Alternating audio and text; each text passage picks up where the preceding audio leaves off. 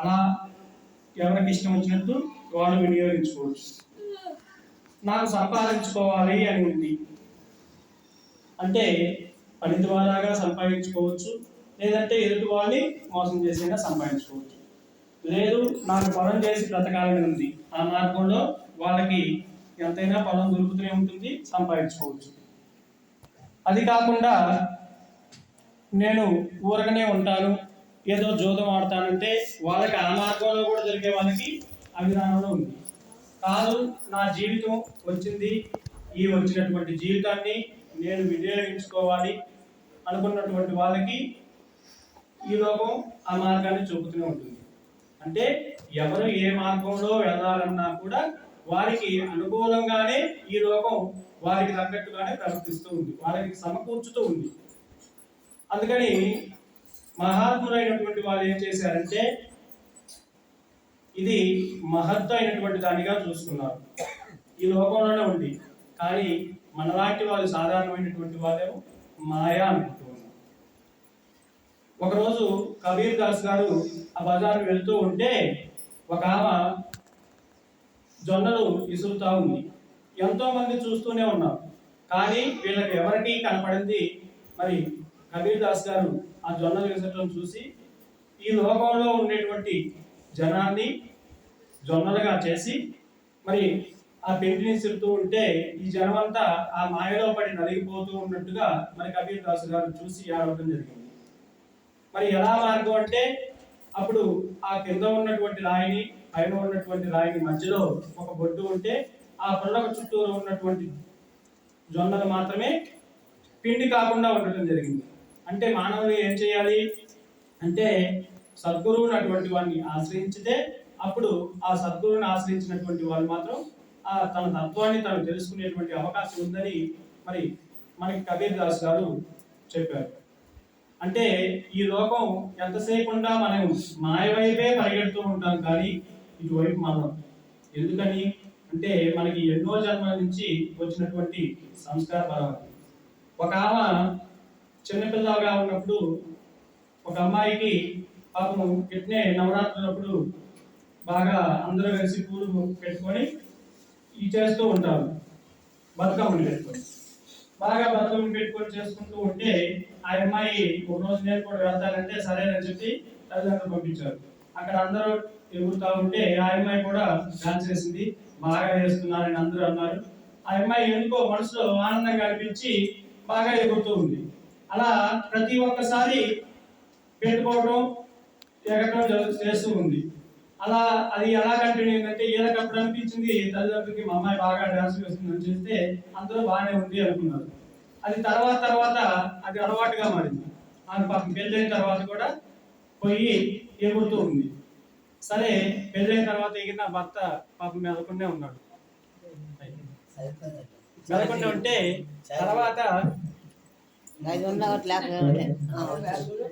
తర్వాత ఏం జరిగిందంటే పిల్లలు పుట్టి పెద్దవాళ్ళైన తర్వాత వీళ్ళేమన్నారంటే అమ్మా నువ్వు అక్కడికి వెళ్ళగలదు ఆ పథకం దగ్గరికి అని చెప్పారు.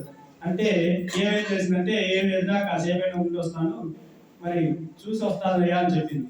పిల్లలకి తెలుసు ఎందుకు మా అమ్మ ఎంత వయసు వచ్చినా కూడా మరి అక్కడ ఊరుకోదు వెళ్ళని కాల్చి అని చెప్పి. కానీ ఏమేం చేసిందంటే ఆ కొడుకు కోడల్ని తీసుకుని మా అమ్మని కొంచెం జాగ్రత్తగా చూసుకో, మరి అక్కడికి పోతే మరి మా అమ్మ ఊరుకోవాలంటే సరేనని చెప్పించి కోడలికి చేతికించి పంపించింది. అక్కడ బాగా ఇప్పుడు డీజే పెట్టి బాగా ఎగటం జరుగుతుంది. పెట్టిన తర్వాత అక్కడికి పోయిన తర్వాత ఊరుకోలే పాపం, ఎందుకంటే చిన్నప్పుడు అలవాటు అయింది కాబట్టి పాపం కాళ్ళు ఊరుకోవట్లా. ఊరుకోకుండా కాళ్ళు ఆటోమేటిక్ గా ఎగటం మొదలుపెట్టి ఈ కోడలేమో చేయవదలుకులేదు. ఏం చేయాలని చెప్పి కోడలకి అమ్మాయి మన వ్యాస ఫలితాన్ని వదలమని చెప్పి ఏమో జనాన్ని నిల్చోబడి ఆ పక్క నుంచి ఎగటం మొదలుపెట్టింది. తీరా చూస్తే ఈ కోడలు మా అత్తయ్య చూస్తే ఆ జనాల్లో కలిసి ఎగురుతానే ఉంది. అంటే చిన్నప్పటి నుంచి సరదాగా తెచ్చుకున్నటువంటి అలవాటు ఏమైందంటే అది ముసలి వయసు వచ్చినా కూడా దాన్ని వదిలిపెట్టుకోకుండా వచ్చింది అలవాటు. మరి మహా గురువుని చేరి మరి గుర్తెరగటం కోసం మరి మనం నరస సంఘాలని ఇలా పెట్టుకుంటూ ఉన్నా కూడా మహాత్ములైనటువంటి వాళ్ళు వచ్చి మరి చెప్తున్నా కూడా మరి మనసుకి ఎందుకని పట్టడం లేదు. అంటే ఇది ఈ జన్మలో మానవ జన్మ వచ్చిన కానించి మనం ప్రయత్నం చేస్తూ ఉన్నాం కాబట్టి ఇది అటువైపే ఎక్కువ రాబోతుంది. ఇప్పుడు అక్కడ సర్కారు జరిగింది, అక్కడ ఎంతమంది ఉంటారు అంటే చాలా మంది ఉంటారు, కానీ అది దాన్ని నెట్టుకొని వచ్చినటువంటి వాళ్ళు కొంతమంది మాత్రమే నిలబడగలిగారు. అంటే మాయ వైపు ఎక్కువగా ప్రయాణం చేస్తూ ఉంటుంది మనసు, మహత్తు వైపు తక్కువగా ప్రయాణం చేస్తూ ఉంటుంది.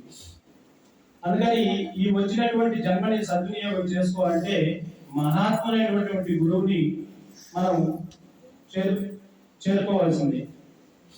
ఎందుకని గురువు శుశ్రూషల ద్వారా సేవ చేసి గురు పాదాన్ని కనుక పట్టుకుంటే అప్పుడు గురువు గారు పాదాన్ని పట్టుకుంటే పదాలు దొరుకుతాయి. మరి సేవ చేయకుండా ఎవరికి ఊపినే రామంటే తాను నేరుగా ధరిస్తారంటే ఆ అవకాశం లేదు. మనం ఎంత ప్రయత్నం చేసినా ఎన్నో జన్మలు చేసినా కూడా మరి జ్ఞానం వస్తుందో రావట్లేదు. కానీ గురువు గారి యొక్క అనుగ్రహం కనుక కలిగితే నువ్వు ఈ జన్మలోనే తరించేటువంటి అవకాశం ఉంది. మనకి దొన్నపోతులకి కూడా వేదం చెప్పించినటువంటి వాళ్ళు జ్ఞానదేవుడు వారు, ఆయన యొక్క శక్తి శాత. మరి అటువంటిది సేవ చేసేటువంటి శిశువుకి మరి ఈ జన్మలో మోక్షం దొరుకుతుందంటే మనం నమ్మి సేవ చేసినటువంటి వారు సిద్ధయ్య గారు. పట్టుపట్టి తల్లిదండ్రులు వచ్చి పిలిచినా కూడా నేను గురువు దగ్గర నుంచి రాను, నన్ను నేను తెలుసుకోవాలని చెప్పి మనసును దృఢంగా చేసుకొని మరి భక్తి మార్గం వైపు ప్రయాణం సాగించారు. చివరికి తాను బ్రహ్మంగా మారగలిగాడు. అంటే మనకు కూడా అందుకని ఒక గురువు కనుక ఉంటే మనం దీన్ని మరవకుండా గుర్తు చేసుకుంటూ ఆ మార్గం వైపు నడిపించేటువంటి అవకాశం ఉంటుంది. అందుకే గురువు ముక్కుతాడు గూర్చి వచ్చిన వేళ చిత్తశుద్ధి కలుగు శిష్యులకు మనసు మకులు చేసి మాయపడు. అంత ప్రయత్నం చేసి ఆయన నెల వచ్చి మరి సత్సంగాలు పెట్టినా కూడా మళ్ళీ చివరికి మనసు మాయ వైపే పరిగెడుతుందే తప్ప మరి మహాత్ముల వైపు నడవదు. అలా నడవాలంటే సత్సంగత్యాలు, మహాత్ముల యొక్క సాధువుల యొక్క సాంగత్యాలు చేసుకోవటం మరి చాలా ఉత్తమం. మరి ఈ జన్మలో మనం ఒక్కరిగా తెలుసుకోవాలంటే మాత్రం కుదరదు అని చెప్తున్నారు. అంటే భరద్వాజ మహాముని తన జీవితంలో వేదాలు నేర్చుకోవాలని చాలా ప్రయత్నం చేస్తూ ఈ పురాణాలు అవి వేదాలు చదవడం మొదలుపెట్టాడు. అయితే ఎంతకాలం చదివినా కూడా ఆ వేదాలు అయిపోవటం లేదు. అయిపోకపోతే ఇంద్రుడి గురించి తపస్సు చేశాడు. ఇంద్రుడి గురించి తపస్సు చేస్తే ఇంద్రుడు వచ్చి ఏం కావాలి అంటే, స్వామి నాకు వేదాలు నేర్చుకోవాలని, మరి నాకు ఆయుస్సు తీరిపోతుంది కదా, అందుకని మళ్ళీ నాకు ఆయుస్సు మళ్ళీ ఇవ్వండి అంటే సరే అని చెప్పి ఇంకొక 100 సంవత్సరాలు ఆయుష్ ఇచ్చాడు.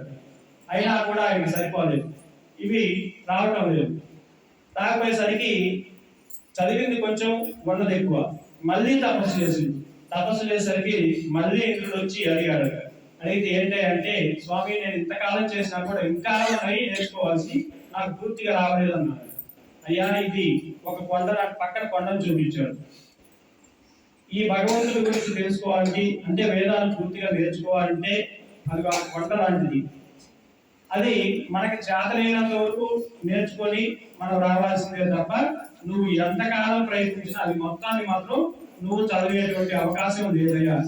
అందుకని మనకి మహాత్ములైనటువంటి వాళ్ళు ఏం చెప్పారంటే, బ్రహ్మగారు మనకు ఒక మాట చెప్తారు, వేద విద్యల బాధాకరములు వెంగినంత మింగ ఏమమాయి, ఏమైనా బ్రహ్మ ఏమన్నా ఒక్కడే, కాళికాంబ హంస కాళికాంబ. అంటే ఈ బాధలన్నీ నీకెందుకయ్యా, గురువు గారిని ఒక్కరిని పట్టుకో, పాదాన్ని కనుక పట్టుకుంటే ఆయన అనుగ్రహం చేత నువ్వు ధరించగలుగుతావని మనకి మహాత్ములైనటువంటి వాళ్ళు చెప్పి మనల్ని ధరింపచేస్తూ ఉన్నారు. అందుకని మనకి వచ్చినటువంటి ఈ మానవ జన్మని మరి మహాత్ముల ద్వారా సద్వినియోగం చేసుకొని మనమంతా ధరించాలని కోరుకుంటూ మరి అవకాశం ఇచ్చినటువంటి మాతాజీ గారికి మరి హృదయపూర్వక ధన్యవాదాలు తెలియజేసుకుంటూ మరి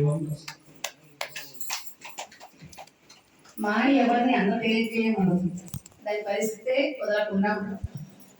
అయితే సాధకుడి పని ఎంత అప్పటికి దాన్ని కంట్రోల్ చేసుకోవాలి. ఏమని అంటే దీర్ఘకాలికంగా ఉన్నటువంటి కొన్ని వ్యాధులతోటి ఎలర్జీతో ఉన్న ముగ్గురు వచ్చారు సంవత్సరాలు. ఒక తాపు ఒకరు ఎక్కడన్నమాట. ఒక్కొక్కరికి ఏమో కళ్ళల్లో పుసులు బాధ, ఒక్కొక్కరు ఏమో చేతులకు ఎలర్జీ బాధ, ఒక్కొక్కరికేమో నోటితోటి బాధ. ఇలా 3 రకాలు వచ్చారు. కానీ ఎదురు కూర్చున్నారు. ముక్కులో కాలిపోతుంది అంటే జలుబు ఎక్కువ చేసింది అనమాట. ఈ 3 బాధల్లో వచ్చి ఎదురు కూర్చుంది. అది పక్కన కూర్చుంటే బాగుండేది. కానీ ఎదురు వచ్చేకల్లా ఆపద ఎట్టంటుందంట. ఆ పక్కన ఎక్స్కుంటే నువ్వు నా కాడ కూర్చుని మర్యాద కూడా ఎలా ఎట్టుందంట. ఆ చేయి పోయి ఆడగలుగుతుందంట. నా కాడ కూర్చోమాకందంట. ఒక ఏ పాపం ఎదురు ఇది కాదుగా ఎట్టంటుందంట. ఒక నువ్వు నాకు పోతామని నా కళ్ళు మనం మాకని పోతాను. వాళ్ళు ముగ్గురు పైన పెట్టుకుందంట. ఎవరైనా సరే ఈ గంట సేపు ఉపన్యాసం సేపు ఉంటుంది, గంట సేపు కదిలినకు మర్యాద దక్కదు. ఒకవేళ కదిలిననుకో 1000 రూపాయలు డబ్బులు కట్టాలి. కదిలితే 1000 రూపాయలు డబ్బులు కట్టాలి. డబ్బులు అంటే కదులుతారమ్మా. రోజు కూలికి పోతే పొద్దున్న పోతే వస్తుంది 400 300 వస్తుంది. ఈ 300 కూలి చేసే వాళ్ళు 20 రూపాయలు డబ్బులు కట్టి 2 రోజులు పోతాయి, 3 రోజులకి పోతాయి. ఎంతసేపుకి? గంట సేపుకి. బాబు కదలకుండా ఉండాలనుకుంది.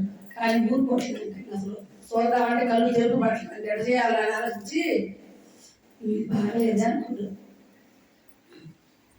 అమ్మాయి మీ చేతుల్లో ఆయన చదువుకోవట్లేదంటే ఏమైనా కానీ ఎట్ట పెట్టినా కానీ పక్కన చదువుకోవట్లేదు. ఇది కాదు అని మరి పాప ఏదో ఒకటి చెప్పుకోవాలి. తర్వాత ఆలోచించి మా బజార్కి వెళ్ళి ఇప్పుడు సొరకాయలు వచ్చినాయి.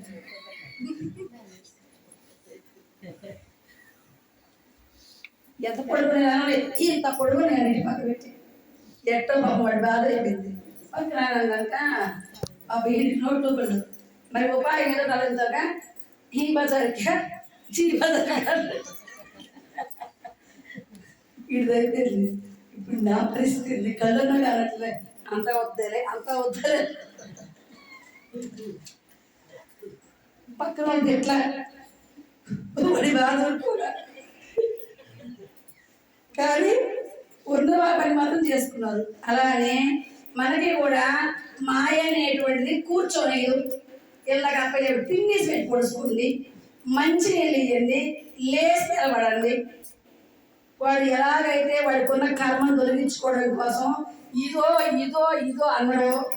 అలానే మనకి కూడా కాసేపు కూర్చున్నామని నిద్ర వస్తూ ఉంటుంది. కళ్ళమ్మడి కాసేపు కాళ్ళు ఎప్పుడు పడుతుంది. టీవీ కాకుంటే పడతాయి. ఎందుకంటే మన ఇష్టం. ఇంక ఇట్టనొచ్చు కానీ రాదు కాదు. అందుకనే కాసేపు లేవడం, కాసేపు కూర్చోవడం, కాసేపు మంచినీళ్ళు తీయడం అలా చేస్తేనన్నా వాడు ఎలాగైతే ఆ బాధలు పోగొట్టుకోవడానికి ఏదో ఒక మార్గం ఎంచుకున్నాడు. కానీ మార్గం ఎంచుకుని ఆడే కూర్చుంది. విశేషం ఏంటంటే మార్గం ఎంచుకొని కూడా డబ్బులు ఫైన్ కట్టే పని లేకుండా అక్కడే కూర్చొని ఆ శబ్ద తరంగులు చెవులకు చేరవేసుకున్నాడు. మనం కూడా అక్కడ ప్రాంతంలోనే ఉండి ఏదైనా ఒక విధానంగా మాయను తొలగించుకోవాలి. ఎలా కథ గురించి చిన్న నిమాటలు చెప్పి కబీర్ దాస్ గారు ఏడుస్తున్నటువంటి సమయంలో రామానందుని గురువు గారు వచ్చినాడు. గురు సూచన ద్వారా మాత్రమే మనకి ఏ విషయం తెలియగలిగింది. మహాత్ములకు ఉన్నది ఆ సమయమే, ఈ 24 గంటలే. మనకున్న 24 గంటలే. వాళ్ళు చూసేది ఈ ప్రపంచాన్ని, మనం చూసేది ఈ ప్రపంచాన్ని. కానీ వాళ్ళ చూపులకి మన చూపులకి తేడా వచ్చింది. ఒకరోజు మేము చిన్నగాలు పడిపోతే ఒక ఆమె ఉంటుంది, కుక్కలు బలే ఎగురుతున్నాయమ్మా, కుక్కలు బలే ఎగురుతున్నాయి, అందుకే తట్టుకోలేక వాడికి ఆహారం వేస్తున్నామమ్మా అన్నది. ఒక్క నిమిషం ఆలోచించాల్సింది. కుక్కలు ఆకలి కలిసి కుక్కలు అరిసేది ఏంది, కుక్కలు ఆకలి వేసేది ఏంది అని ఆలోచించి ఇదే అనుకున్నా. ఏంటంటే ఆ పొద్దుదానికి అన్నం తినలేదంట, కడుపులో ఆకలి అవుతుందంట, బిస్కెట్లు వేస్తున్నాం. వేదాంత పరిభాషలో ఏంది? పొట్టలో ఆకలి కుక్కలు చేసింది. ఇప్పుడు ఆహారం వాడికి ఆకలి తెచ్చడానికి చేసింది. పొట్టలో పేగులు అరుతున్నాయి కదా, అరిసే కుక్కలైంది. అలానే మహాత్మ ఈ మనస్సును ఏదో విధానంగా పోల్చుతూ ఉన్నారు. అలా చూసేటువంటి సమయంలో ఒకరికి ఒక ఆలోచన వచ్చింది. ఏంటి తిరగలేదు ఏడుస్తా ఉంటే రామన్న గారు వచ్చారు. ఎవరు ఆపని ఆపట్లేదు. అసలు ఎందుకు ఏడుస్తున్నావు? ఎవరికి ఏం చేయాలి? ఏం కనిపించింది ఏడుస్తున్నావు? అదిగో స్వామి, కాలం అనే చక్రంలో మాయ అనే ఇసురుతూ జీవులు అనేటువంటి వాళ్ళ పోస్తూ ఉన్నదే, ఏమైనా ఉందా ఈ జగత్తులో? దీనికి ఏడుతున్నావా? మరి ఇంతకంటే ఏం చూసాడు అంటావు? ఆగా ఒక నిమిషం, నువ్వు చెప్పింది కరెక్టే. దైవీ ఏషా గుణమయీ మమ మాయా దురత్యయ మాం ఏవయే ప్రపద్యంతే. ఎందుకు మర్చిపోయావు? మమ మాయా దురత్యయ మంచిదే, కానీ మాం ఏవయే ప్రపద్యంతే ఎందుకు మర్చిపోయావు? చూడు ఒకసారి అని చెప్పి తిరగలి లేపి బొడ్డు కాడ 4 గింజలు చూపించాడు. ఇప్పటిదాకా నువ్వు చూసావు కదా, అన్ని పిండయ్యానగా, మరి ఎందుకున్నట్టు? బొడ్డును ఆశ్రయించుకునే కాబట్టి ఉన్నాయి. మామయ్యే ప్రపద్యంతే, మరి పరమాత్మను ఆశ్రయించినటువంటి వాడు నిలుస్తుంది కదా, మరి దానికి ఆడవచ్చా?